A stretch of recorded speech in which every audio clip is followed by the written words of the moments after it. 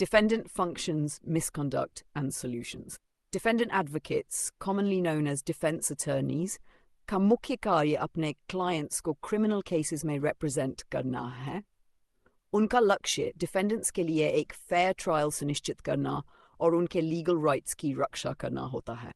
न्यायिक प्रणाली में डिफेंडेंट एडवोकेट्स की भूमिका बहुत महत्वपूर्ण है, क्योंकि ये प्रोसिक्यूशन द्वारा लगाए गए आरोपों को अनबायस्ड तरीके से डिफेंड करते हैं।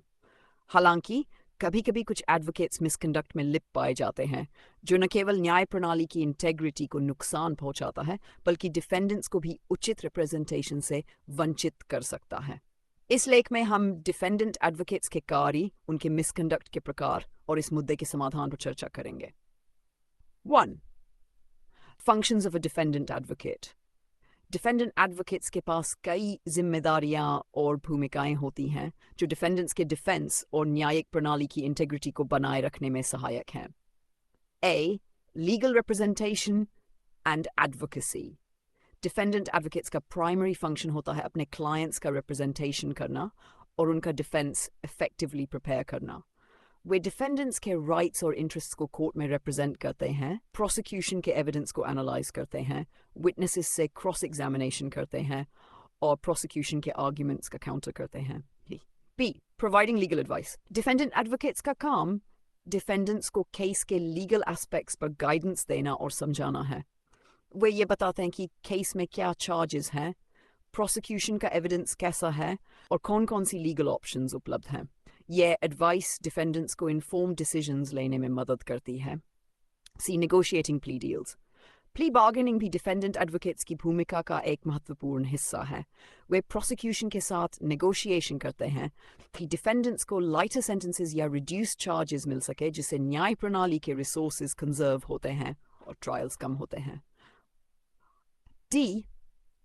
Ensuring fair trial rights. Defendant advocates का एथिकल ऑब्लिगेशन है कि वे डिफेंडेंट्स के फेयर ट्रायल राइट्स की रक्षा करें। यह अनबायस्ड ट्रायल की मांग करना, सही एविडेंस प्रेजेंटेशन को सुनिश्चित करना और ट्रायल के दौरान डिफेंडेंट्स के राइट्स का सेफगार्ड करना शामिल है। E. Confidentiality and trust.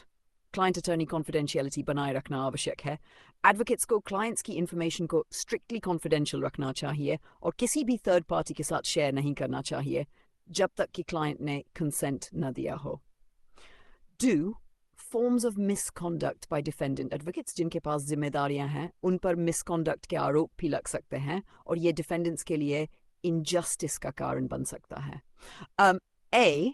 Negligence in case preparation. Misconduct का एक मुख्य प्रकार नेग्लिजेंस है, जैसे केसेस को ठीक से प्रिपेयर न करना, डेडलाइंस मिस करना या एविडेंस को सही से एनालाइज करना।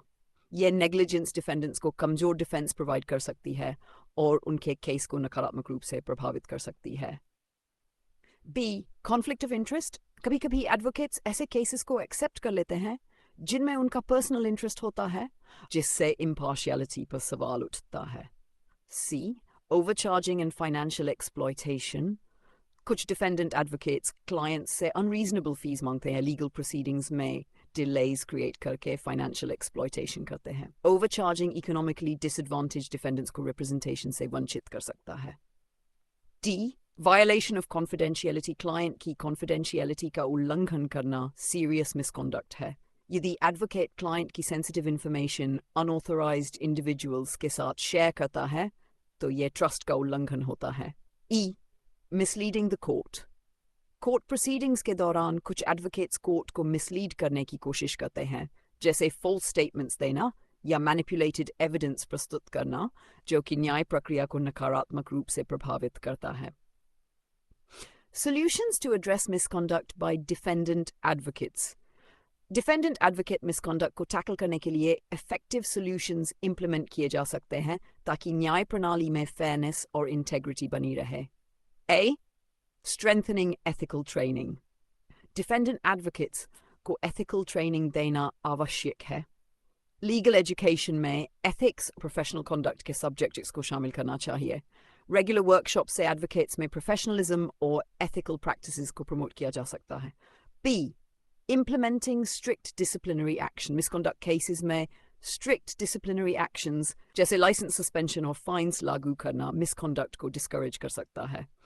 बार काउंसिल्स को जीरो टॉलरेंस अप्रोच अपनाना चाहिए। C, conflict of interest policies. Defendant advocates के लिए clear conflict of interest policies establish करनी चाहिए। एडवोकेट्स को कॉन्फ्लिक्ट्स में केस से विथड्रॉ करना चाहिए या इम्पार्शियलिटी बनाए रखने के स्टेप्स लेने चाहिए।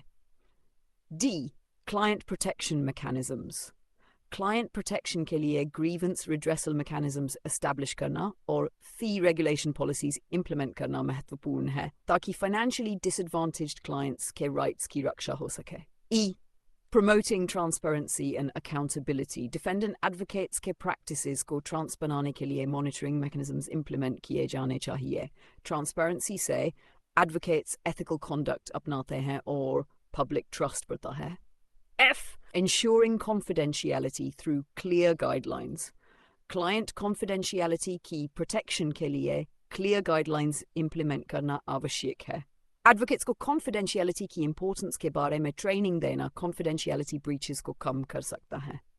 Encouraging fair and honest representation in court. Defendant advocates को court में fair और honest representation के importance के बारे में educate करना ज़रूरी है। कोर्ट में सही फैक्ट्स और एविडेंस प्रेजेंट करने के एथिकल गाइडलाइंस लागू करने चाहिए। कंक्लूजन, डिफेंडेंट एडवोकेट्स का कार्य डिफेंडेंट्स के राइट्स की रक्षा करना और उन्हें फेयर ट्रायल सुनिश्चित करना है। उनका primary responsibility legal representation, confidentiality और अनबायस्ड डिफेंस प्रोवाइड करना है। हालांकि negligence, confidentiality breaches, financial exploitation और कोर्ट को मिसलीड करना मिसकंडक्ट के कन्फॉर्म्स हैं जो डिफेंडेंट्स के लिए इनजस्टिस का कारण बन सकते हैं। मिसकंडक्ट को एड्रेस करने के लिए ethical training, strict disciplinary actions और ट्रांसपेरेंसी प्रमोशन जैसे मेजर्स इंप्लीमेंट किए जा सकते हैं। प्रॉपर अकाउंटेबिलिटी और एथिकल स्टैंडर्ड्स का पालन करने से डिफेंडेंट एडवोकेट्स की भूमिका फेयर, ट्रांसपेरेंट और जस्टिस ओरिएंटेड हो सकती है, जिससे न्याय प्रणाली की क्रेडिबिलिटी और पब्लिक ट्रस्ट सुरक्षित रहेगा।